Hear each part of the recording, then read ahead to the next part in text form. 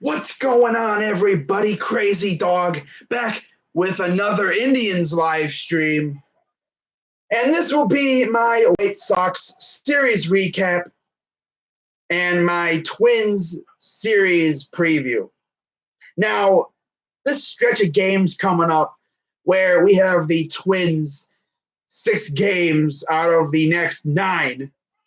This is a very big series of games coming up. 3 series is coming up because we got Twins, Angels in LA, Twins again.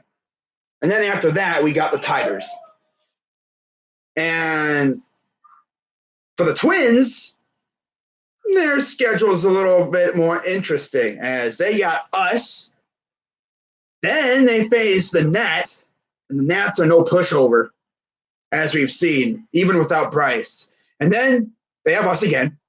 But then it gets super easy as they end with the rest of the AL Central, as they will have Kansas City twice, and then the Tigers, and then the White Sox too. So if there's any chance for us to catch up to these guys, we got to take care of business. It's almost like we got to sweep the Twins in the 6 games we play them. But before I get into talking about this Twins series, previewing the matchups and all, let's talk about what happened in this series against the White Sox because it started off fantastic. The Indians offense showed up.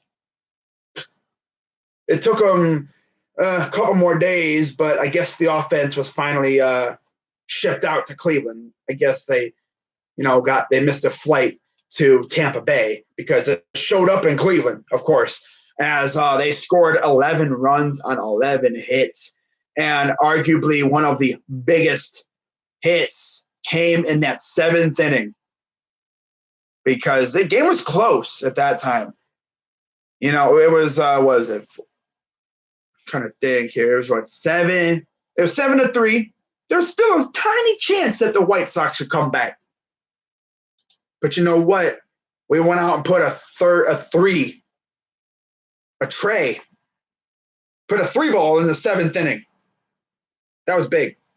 But in terms of scoring, Franmil Reyes, who has been steaming hot lately, he got us started with an RBI double.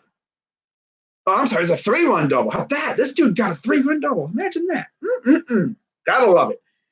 It also helps when you have 3 low-key speedsters on the bases. You had Lindor, Puig, and Luplow. Good to see Luplow back. And then Abreu grounded out. And then Freeman got us back on the board. Response runs. Love when we do it. Hate when they do it. Made it 4-1. Sanchez doubled 4-2. And then Jake Bauers, of all people, homers. It's 6-2. There's a 2-1 homer. Puig on the bases. He's been on the bases an awful lot. He had a little bit of a funk, but I think he's starting to break out of it. Man, dare I say it? Will we possibly be seeing both Franmil Reyes and Puig get hot at the same time? Or at least will we see them hot at the same time? Yes, please. And then top of the 5th, Moncada, sac fly, made it 6-3. Santana homered, of course, like he always does, 7-3. And then that 7th inning, 1 more inning later, hit him with a little bit of small ball cheese, Lindor RBI single, scored a run, then Mercado sac fly, and then another single from Santana. And then to put it out of reach, you hit him with an RBI ground out, and that ended the game right there. 11-3, Indians win. Offense balled out. I was very impressed. We got Savali his 3rd win of the year, so now he's at 500. He's been unlucky when it comes to offensive run support, but it's good to see the offense finally helping him out. Love to see that. You absolutely love to see that. In terms of pitching length, Savali went -5 innings. It's kind of the, usual distance for a pitcher like him. 7 hits, 3 runs, 1 earned. Wow, only 1 earned run. Imagine that. 3 walks, 4 Ks. Not bad. Detweiler, who we faced, went 2 2/3. 4 hits, 4 runs, 6 walks. Oh, God, 6 walks. Oh, hell no. I think this game went like 4 hours. I think it was the longest game ever, or like one of the longest games ever in Indians like club history. 4 hours with like in a 9-inning game. You know, you've seen 4-hour extra inning games. This is a 4-hour 9-inning game. Regulation 9 innings, no extras. Oh my God, that was nuts. All the walks, man. It was a walkathon. But loved what I saw from the Indians, you know, and yeah, Civale got the win, 3-3, as I mentioned. Detweiler took the L. He is 2-5. So, you know, Civale went good 5 innings. Love to see that, like I mentioned. Moving on to game 2. Now, this game low-key got me mad. You know, this team has had a thing about wasting amazing pitching performances. We've done that too many times this year. I mean, it happens every year. Just ask the Mets. Look at how many freaking awesome performances they've wasted. They freaking blew our, 10-some run lead? I don't think it was like, 10-4 or something in the 9th to the Nets. Okay. But, man, Indians have dug themselves in a hole. But, hey, you know, I thought, okay, you know, win this series, go on against the Twins. But game 2, we were looking great. You know, I think it was the Beebs on the mound. He was rock solid. Was it the Beebs? Or no? I think the Beebs was on the mound the next game. Right? Because I know whoever was on the mound for this one did not get the win. You know? And no, actually, I don't think he was on the mound for this one. No, he wasn't. That's right. But let's see who was, because I literally forgot. Because he wasn't even like the center of attention. He wasn't the reason why we lost. He was great. But was it him? I could have sworn it was someone amazing. Oh, it was Clevenger, of course. I got it mixed up. It's Clevenger. But yeah, Clevenger, 7 innings, 2 hits, 2 runs, 4 walks, 9 Ks, 1 homer. He went up against Dylan Cease, a dude who hasn't been the greatest this year. 6 2/3, 4 runs, 4 hits, 2 walks, 11 Ks. Oh my God. That's the Indians for you. That's the Indians for you. You know, look great against a bum pitcher like Detweiler, and then you just get crushed by Cease. That's not even the worst. You'll see the worst of the series coming up here. But looked like we had the game in the bag. You know, Clevenger was doing his thing. Unfortunately, pitch count kind of caught up to him as it usually does. You know, but it wasn't him that lost us the game. Because, you know, bottom of the first, Lindor homered, his 27th of the year. And then Jimenez doubled to respond, tied the game, of course. And then Roberto Perez singled 2-1. And then Jimenez again homered 2-2. So it's like literally Indians versus Eloy Jimenez. And then Perez again homered. Perez homered, but he scored another run. So it's literally Lindor and Perez versus Eloy Jimenez. Ryan. Oh, my God. And then someone else, McCann, freaking – oh, my God. Oh, God. Cookie Carrasco came in the game. You know, people be hating on this guy. The dude has freaking cancer. He hasn't even beaten it yet. But he's out here pitching like a boss, you know, and he just put through some mistake pitches. Made some mistakes on the mound. 2 ding-dongs back-to-back, top of the 8th. Lead gone. Clevenger looked like he was in line for another dub. Nope. You know, It's almost like when the pitcher's struggling on the mound, instead of like, waiting, like, oh crap, we're trying to win this game. Like Tito, these games are literally life or death now. We are running out of games. We are, what? Well, I'll get to the whole deficit here in a minute. But, like, this dude literally be sitting there, nom, nom, nom, nom, nom. It's like, bro, your pitcher's struggling. Get someone up in the bullpen and get him out of there. He's like, do I want to take him out? Should I? I don't know. Oh, he just gave up a home run. Oh, God, should I take him out? No, I'll give him one more chance. Oh, he just gave up another home run. You know what? Carl, go out there and talk to him. Carl Willis. Man, watching this dude, man, I can only imagine what he says, but I don't know. But yeah, we lose. Looked like Clevenger had the dub, but he didn't lose the game. He just lost the lead, and he got a no decision. Evan Marshall, former Indians pitcher, got the win. 4-2. Carrasco he took an L after giving up 2 straight homers. He's 4-7. I forgot his record wasn't low-key that great. And then Colomé got the save, his 26th of the year. So, yeah.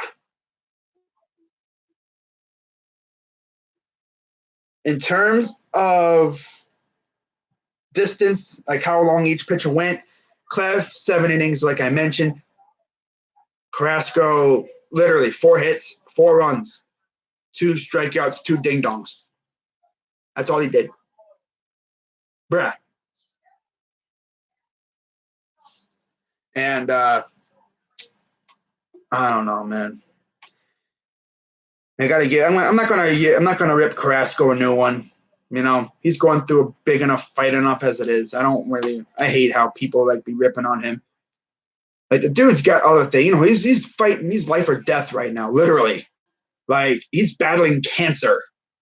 This ain't no wrist injury or a knee injury. This is cancer. I'm hoping he beats that crap, man. I'm just happy he's on the freaking mound.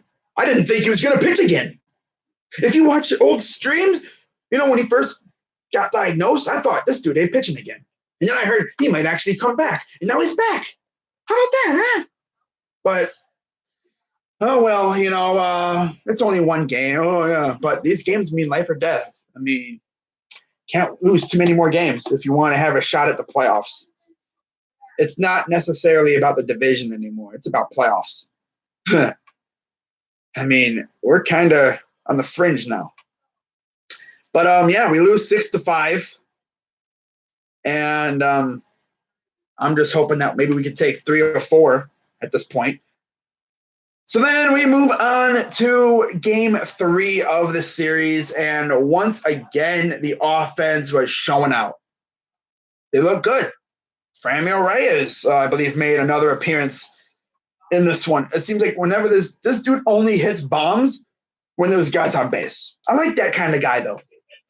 I would prefer, maybe he could hit some solos every now and then. But, if all you do is hit bombs with people on base, that helps out, right? It kills 2 birds with 1 stone. Or 3, actually. You put more runs on the board. You get another homer, add to your total, and then, you jack up your RBI total as well. You got to love to see that. But Indians offense went out and scored 8 runs. Good job. Like I said, this offense is so sporadic. But first 3 games were not bad. Just the freaking bullpen has blown games so many times. I don't know how this bullpen's still top, like around their ERA. It's crazy. But Bieber on the mound, he looked great, doing his thing. Gave up 2 runs in the 2nd inning. Offense scored literally at least 1 run in the first 5 innings, including 2 runs in the 5th. And I think that was actually a 2-run homer from Franmil, I believe. But another big inning, big game, 8 runs, 14 hits. Oh my God. Okay. I like when the bats are awake. But Puig reached on the fielder's choice, scored a run, and then immediately after that, top second, Sanchez sac fly, and then Collins RBI single. And then bottom of the second, right after that, Perez grounded into a double play but scored a run. And then bottom of the third, an inning later, Santana RBI double, scored a run, 3-2 Indians.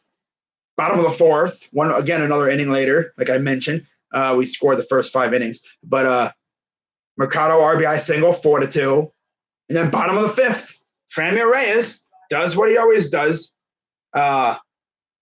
Hits a freaking not a moon shot, but he hit a ding dong to right center. Puig was on base, of course. Gotta love it when Puig and Ramirez are helping each other. Reyes are helping each other out. Love that. Love to see that.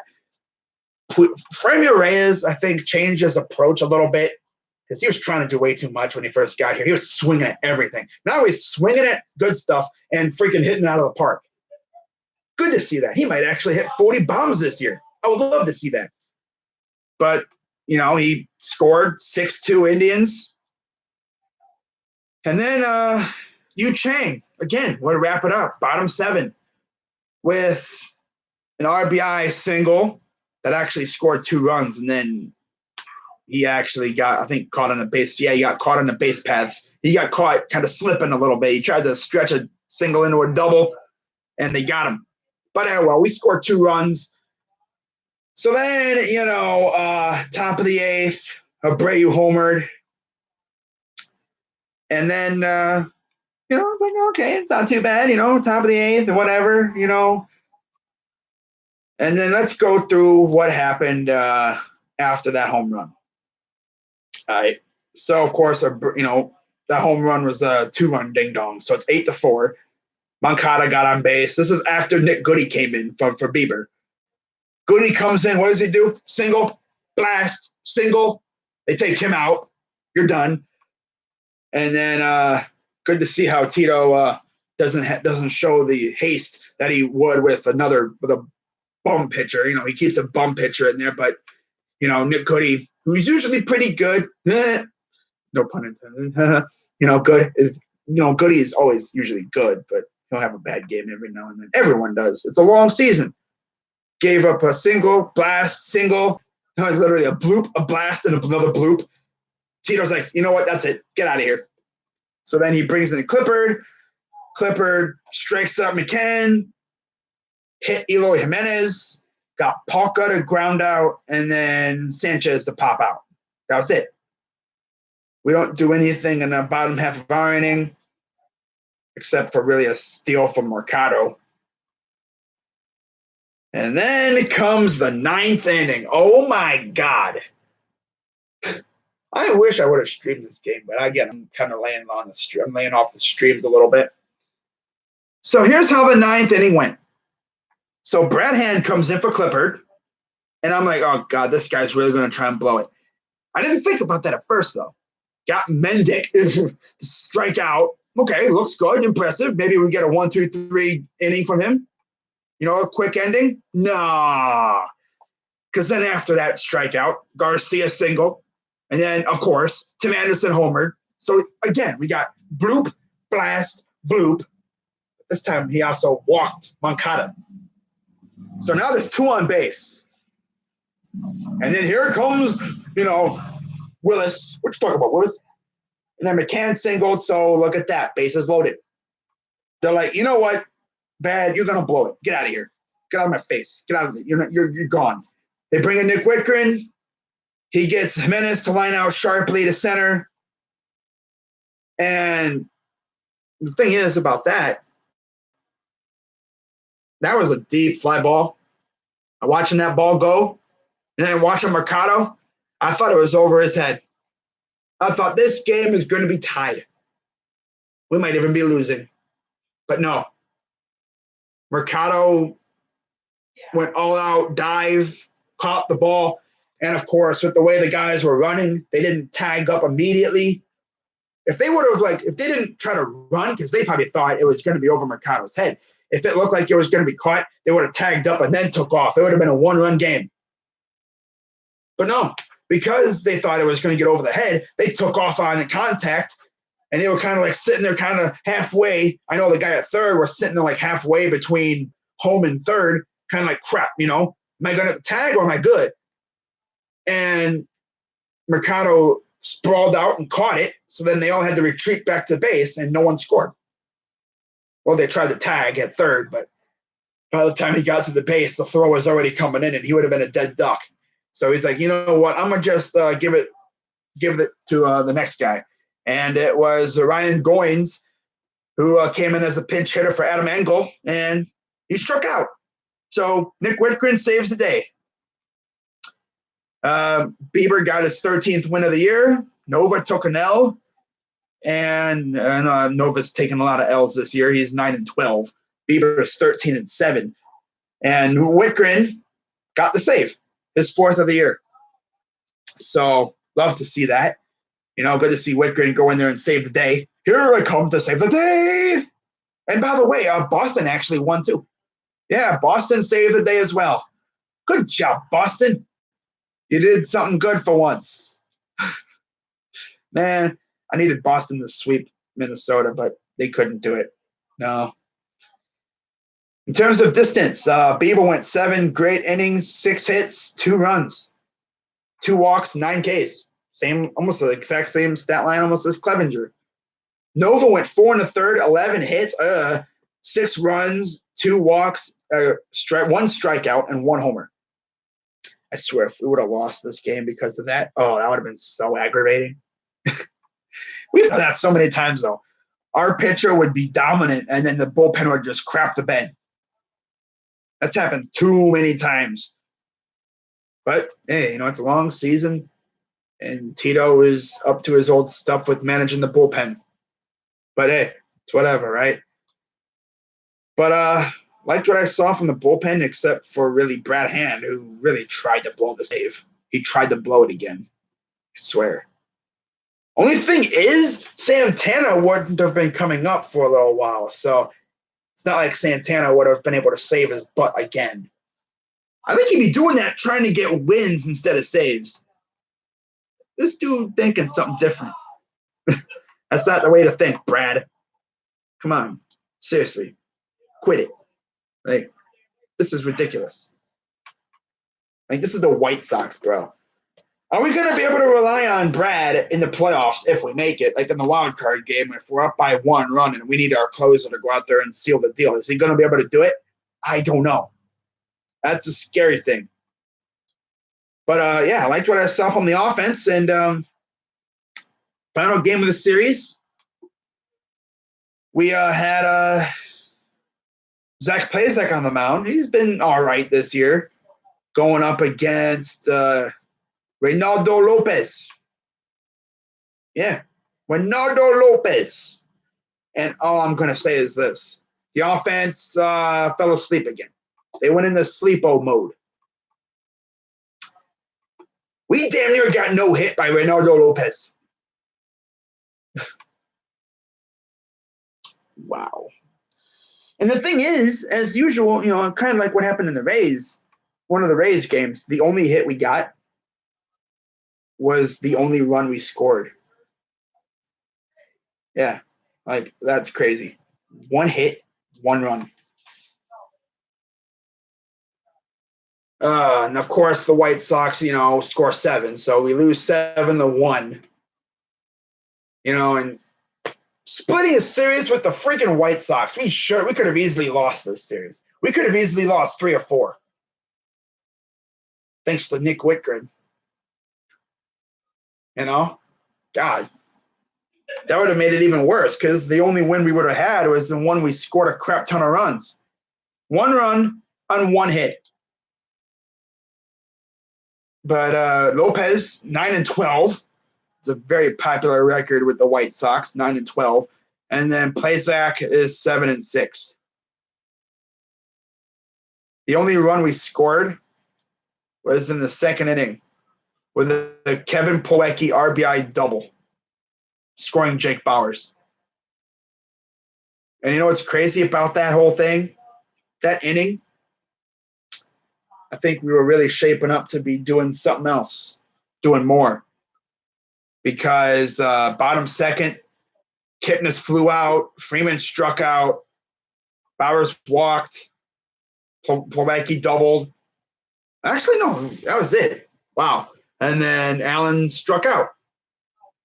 That was it. I thought we had something else brewing. I think there was a couple times where we had things brewing, but it looked like we were going to do something. But that's right, only one hit. Duh. How many walks? Did freaking Ronaldo even walk anybody? I swear, if he didn't walk a single soul and he only gave up one hit, oh my God. Oh, he walked 3. Okay. Of course. I was going to say, if we were about to get perfectoed by freaking Lopez, oh my God, that would have been, oh. Wow. Freaking Plesac, 5 innings, 8 hits, 6 runs, 2 walks, 4 K, and then 1 homer. Lopez, look at this. Freaking 1 hit, 1 run, 3 walks, 11 Ks. This dude has an over 5 ERA. That's usually the thing that the Indians do. They, be letting these dudes with over 5 ERAs look like aces against us. In fact, wasn't it Lopez who in his last start couldn't even really do that much? Or was that somebody else? That might have been somebody else. I don't know. This freaking team has got me tripping, man. Oh, my God. Oh, good gravy, man. Like I mentioned, our schedule is not going to get that easy. I mean, it's going to be all right. I mean, we got the Angels coming up after the Twins this week, but it's almost like we got to sweep the Twins, man. We're 6.5 behind.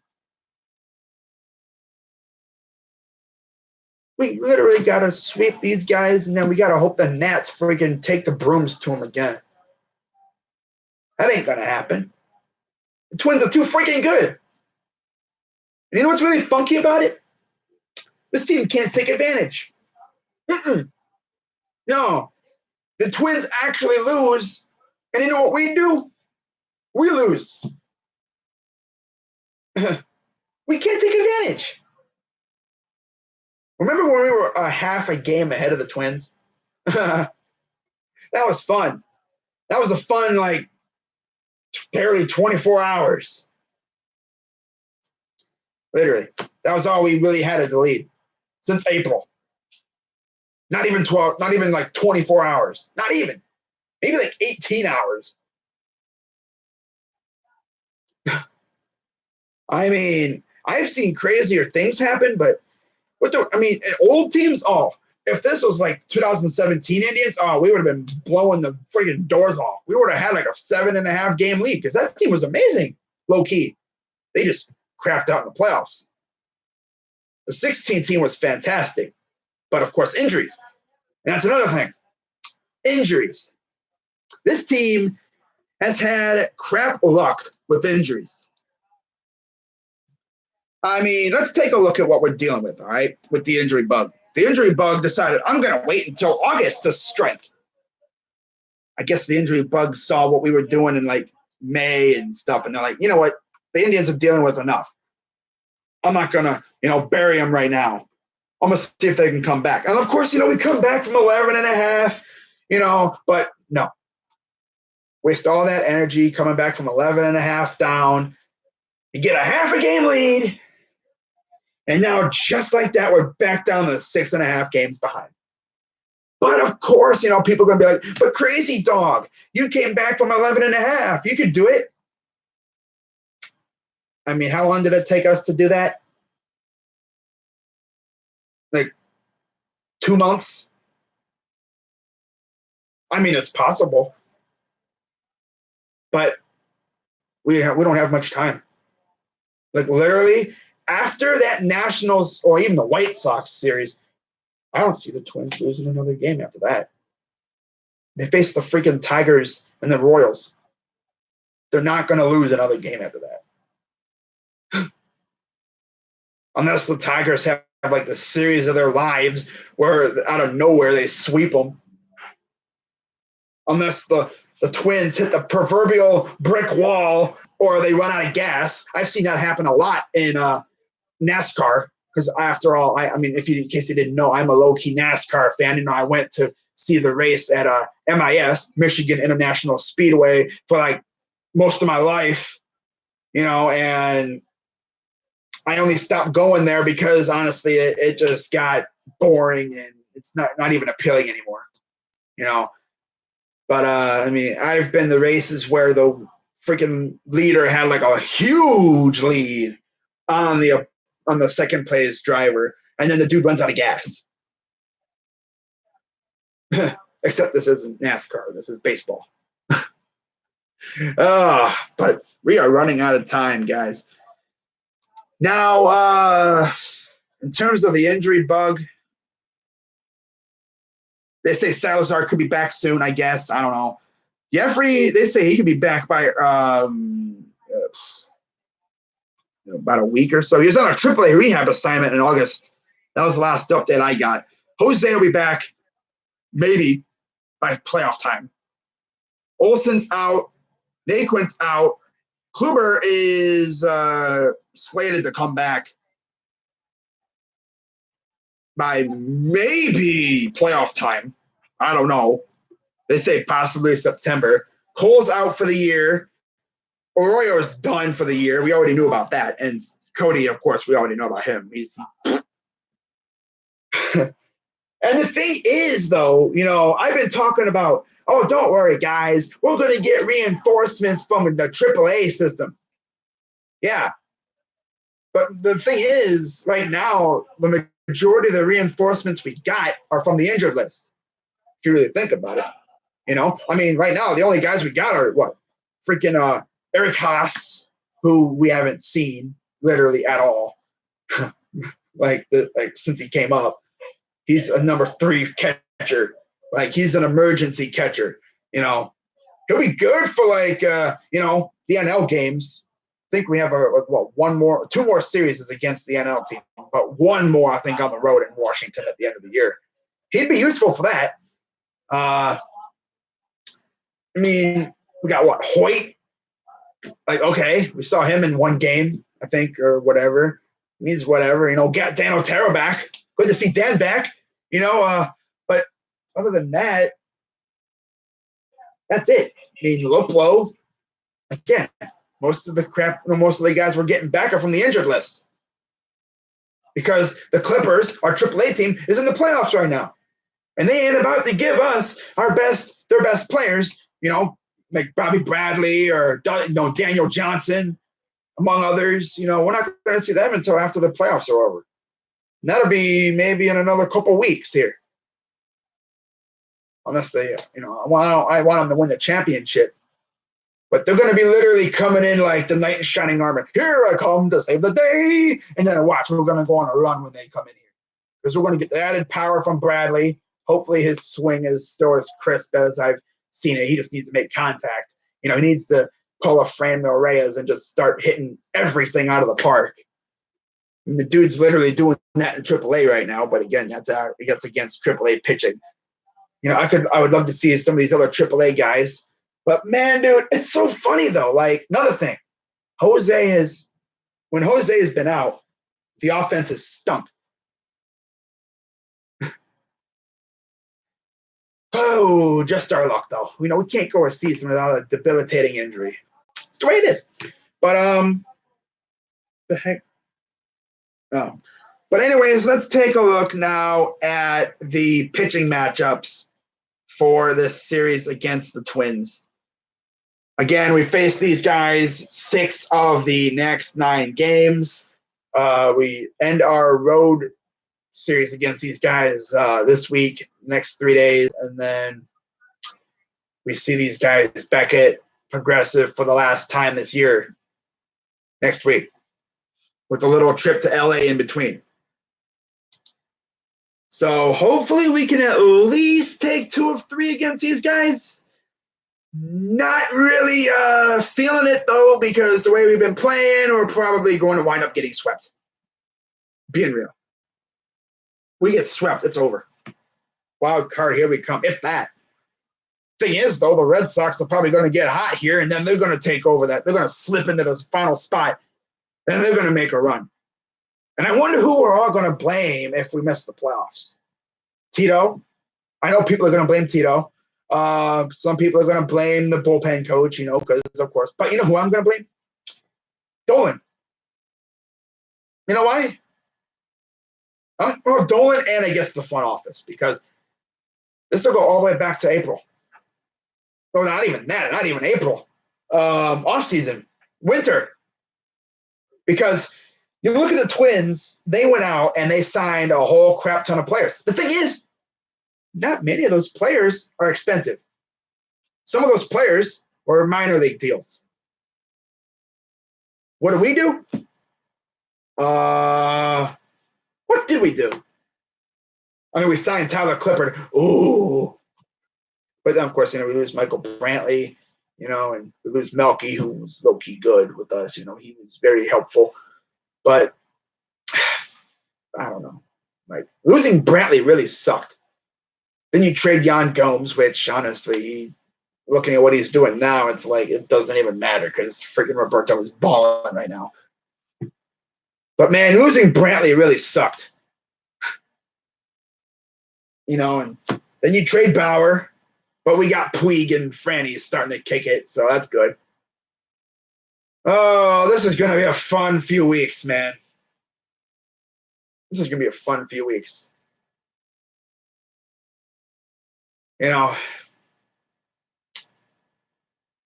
Man, but let's take a look at this series against the Twins. And, of course, by the way, the Yankees are playing the Red Sox. So I'm going to need the Yankees to do us a solid and sweep the Sox, just to push them back a little bit.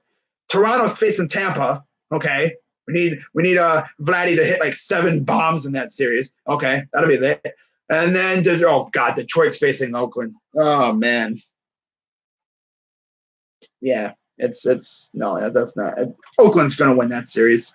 Detroit freaking sucks. Unless they actually got their serviceable pitchers in that series. Then maybe if it's Boyd or Norris, maybe they could eke out a victory. I mean, they beat the freaking Twins one time. I mean, they could do anything. Anything can happen. They just can't beat us. I wish we could play like Detroit I wish we played Detroit like 13 times over the next 2 weeks. Oh yeah, we'd catch the Twins easily. But no, of course, it doesn't go like that. We gotta win these games.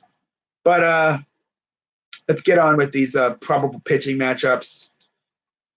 Hopefully, I'm pretty sure we're going to see Clev. Of course, we're going to see Clev in this series. I mean, that's why they pushed him up.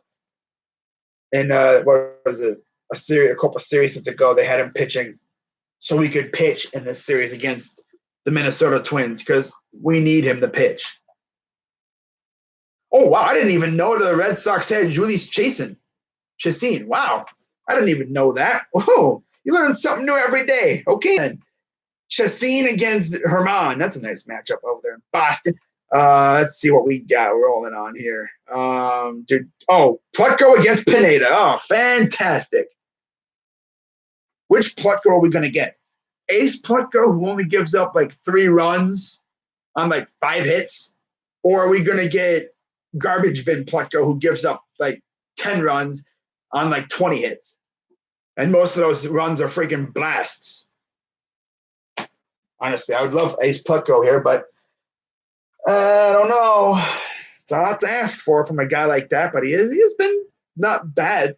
Got a sub-5 ERA, if that's anything. And I'm pretty sure it'll be Savali again, and then Clevenger.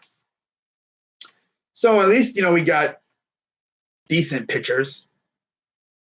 The only one I'm kind of worried about is Plutko. And hopefully, if it's Savali, hopefully he'll be on his good stuff. I mean, what do you expect? Yeah, it'll be Savali against Odorizzi and Savali. That should be an interesting matchup, I guess.